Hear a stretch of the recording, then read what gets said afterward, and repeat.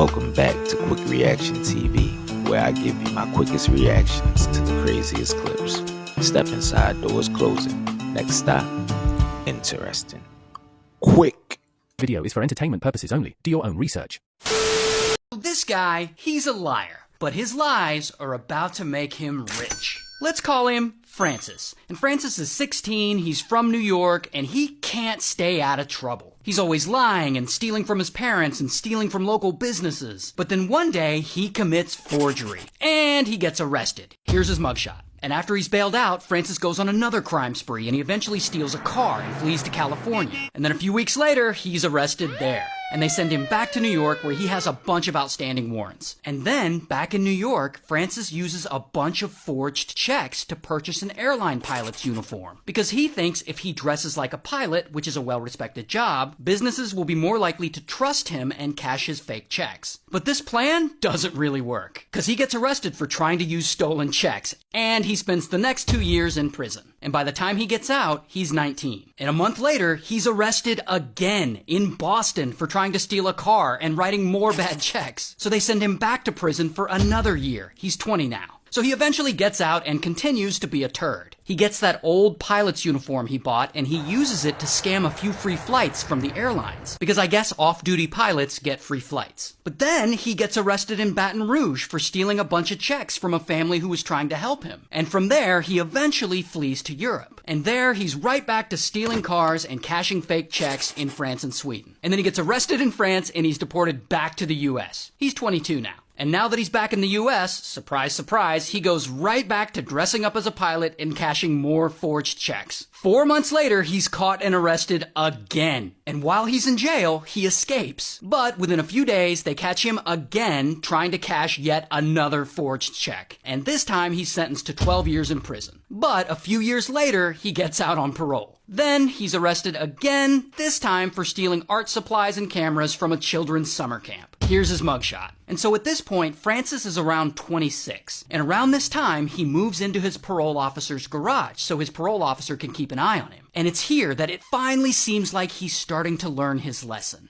Until Francis is around 27 at this point, and he decides to start his own anti-fraud consulting company. And he starts holding these crime prevention seminars where he gives speeches. So he gives these speeches and he tells everyone he's a reformed criminal. But he doesn't just tell people about all the check fraud and stealing from people and dressing up as a pilot to get free flights. No. Instead, he starts making up these fantastical stories about how from the age of 16 to 20, he had snuck into a hospital and had pretended to be a pediatrician for an entire year, and how he had pretended to be a lawyer for another whole year, and how he faked being a sociology professor at BYU for a few semesters, and that he stole $2.5 million from the airlines, and that the FBI had been chasing after him for years, and he made some kind of daring escape through an airline toilet. And all of these stories are bullshit. I mean, these aren't just small embellishments. These are things that he completely makes up. And we know this because during the age when he supposedly did all this stuff, he was locked up in prison. All of which is public record. The only thing he really did was write a bunch of bad checks, rip off a few of his friends, and scam a handful of free flights. But none of that ends up mattering, because when Francis tells these fantastical stories about how he faked being a pediatrician for a year, or a lawyer, or whatever, people are fascinated. They love hearing him say this stuff. And eventually, Francis's bullshit stories become so popular, he gets invited to do a guest appearance on a game show where he repeats these lies. I worked there for a year as chief resident of a hospital. And people watching just eat it up. They love him. After that, he gets invited onto the Today Show. Then he gets invited onto the Johnny Carson Show several times, where, again, he repeats these lies. How did you pass yourself as a pediatrician? I supervised 7 interns on the midnight to 8 shift. And these appearances on Johnny Carson really blow him up. Suddenly, he's getting all kinds of media attention. People want to know more about him. So he teams up with an author and writes an autobiography. But not about his actual life, about these fake stories he made up. So then 2 years later, his book of made-up stories about his life gets published. And you've heard of it. It's called Catch Me If You Can. And it quickly becomes a New York Times bestseller. And then Francis sells the movie rights, and 17 years later, the rights end up at DreamWorks. And they make a movie directed by Steven Spielberg and starring Tom Hanks and Leonardo DiCaprio.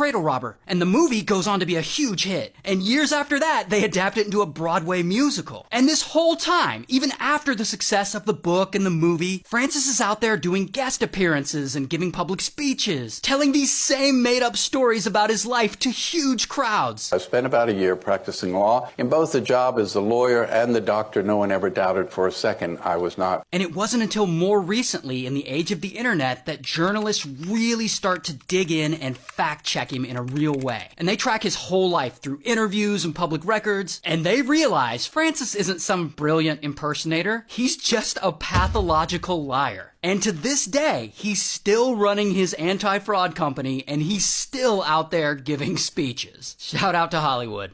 You're a victim.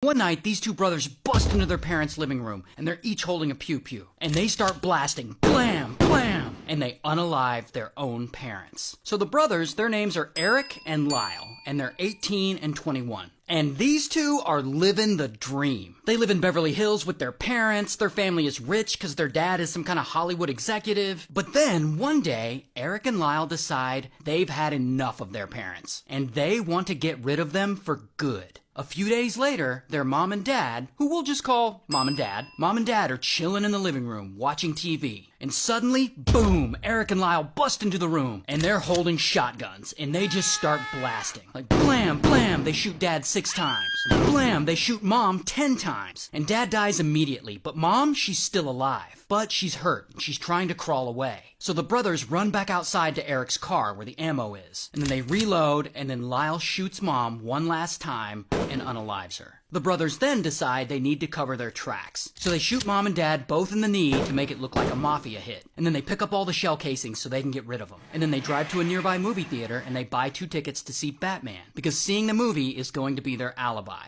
And after Batman, they return to the family home, and that's when they call 911. And they tell the operator they had just come home from the movie theater and they found their parents there dead. Minutes later, police show up and Eric and Lyle tell them the same thing, that they just came home and found their parents there. And it works. Police believe them. I mean, in that moment, they have no reason to suspect them of any wrongdoing. In fact, police see that Mom and Dad had been shot in the kneecaps, and they start thinking, well, maybe this was a mafia hit. So basically, the brothers have just successfully gotten away with murder. And I don't know if they're celebrating or what, but pretty quickly, they go out, and with their dead dad's money, they start spending like crazy. They buy a couple of luxury condos, a Jeep Wrangler, a Porsche, a Rolex. Eric hires a $50,000 a year tennis coach, and Lyle buys a whole-ass Buffalo Wings restaurant. So within 6 months, the brothers had spent $700,000 of their dad's fortune. I mean, from the looks of it, things seem to be going pretty great for them. Until this guy tries to impress his girlfriend, and he screws everything up. We'll just call him Doc. Now, Doc is a psychiatrist, and one day he gets a little too close to one of his patients, and they start smashing. We'll just call the patient Mistress. Now, Doc is married with kids, but he doesn't care. He just keeps on smashing with Mistress on the regular. Now, Mistress isn't his only patient. Doc also has other patients, including one named Eric and another named Lyle. And Doc, he has regular therapy sessions with both Eric and Lyle. And one day, in one of those sessions, Eric comes out and tells Doc that he and Lyle had unalived their parents. And while Doc hears this and he continues to counsel them, he actually ends up tape recording one of their therapy sessions. So here's the thing about Doc. He apparently likes to flex. And when he's not at work, he likes to gossip about his patients to Mistress. And one day, he basically tells her, And by the way, those brothers in the news, Eric and Lyle, they're my clients, and they totally unalived their parents. They told me so. And then months later, Doc and Mistress's affair ends. And their breakup is apparently ugly. Like, real ugly. Allegedly, he assaults her. So Mistress, she gets pissed off and she's like, this guy. And she steals Doc's tape recordings of his session with Eric and Lyle. And she takes them straight to the police because she wants to get Doc in trouble by accusing him of knowing about the murder but not reporting it. So police listen to the tapes and they hear Eric and Lyle confessing to unaliving their parents. And they go out and they immediately arrest Lyle. Well, Eric turns himself in a few days later. So here's Eric's mugshot, and here's Lyle's. So now the brothers are in jail, and they're charged with murder. And they might get the death penalty for this, and this scares the shit out of them. So they sit in jail for 3 years before they finally get to go to trial. And there, the state argues that Eric and Lyle unalived their parents because they wanted to inherit their parents' fortune, which is why they were out spending all that money. But Eric and Lyle, they argue that they did it because their dad had subjected them to years of mental, physical, and sexual abuse. And they argue that getting rid of their parents was the only way out of that toxic situation. It's sort of a self-defense argument. Now, this self-defense argument is important because it would give them a manslaughter conviction instead of a murder conviction. And a manslaughter conviction would have a much lighter sentence. So 6 months later, both sides have made their argument and the trial ends. And unfortunately, they end up with a hung jury. So it's a mistrial. Then a year and a half later, they go back to court to try again with a new jury. But this time, the judge doesn't allow the brothers to present the allegations of physical and sexual abuse to the jury because of some legal precedent or something. Which means this time, the jury doesn't even have the option to convict them of manslaughter instead of murder. So of course, then Eric and Lyle are both found guilty of first-degree murder. And while, lucky for them, they don't get the death penalty, they're both sentenced to life in prison without parole. But here's the crazy thing. 27 years later, a former member of the famous boy band, Menudo, he comes forward with new information. He claims that back in the 80s, when he was 14, he was also a victim of sexual abuse by Eric and Lyle's dad. Because remember, Dad was a Hollywood executive and he worked with Menudo at the time. And this accusation is important because it gives credibility to the brothers' claim that their dad had been abusing them all those years. And if that's true, and if the brothers had proven in court that they had been abused by their dad, that would greatly strengthen their self-defense argument. And they would have gotten that manslaughter conviction instead of that murder conviction. And they would be out of prison by now. So now, with this new evidence and some other evidence people found, Eric and Lyle are actively petitioning to get out of prison. But for now, they're still there. Here's Eric's updated mugshot, and here's Lyle's. So shout out to Beverly Hills. Boy, if you don't get... This is Catherine, and Catherine can't get over the sinking feeling that her husband is cheating on her. Now, her husband is this guy, Mason. And Mason's a lawyer, he has his own law firm, and Catherine thinks Mason might be cheating on her. So, she confronts him. And instead of denying it, he's basically like, yeah, I'm cheating with a woman at work, and I want a divorce. So then Catherine and Mason separate. And Catherine is heartbroken. I mean, they've been married 11 years, and she doesn't want to give up so easily. So she asks him, can we at least try couples therapy? And Mason's like, fine. And then about 2 weeks later, they're in couples therapy, in one of those sessions with a therapist, and there is where Catherine drops a bomb on them. Boom. She's pregnant. This will be her and Mason's third kid together. And Mason isn't too happy about this. He's like, this totally ruins my plans. This makes me look like a jerk. And that is when therapist steps in and is like, why don't y'all take the whole family on a little vacation together? Maybe that'll be good for you. So Catherine and Mason do just that. They pack up the kids and go on a little vacation out to West Texas. And to be fair, at this point on the vacation, things are going pretty well. Mason's being nice. He's being attentive. Even after the vacation, Catherine's at home, and that morning he stops by her house. And he brings her breakfast and he brings her water so she can stay hydrated. And yeah, surprisingly, it seems like things in this relationship might be turning around.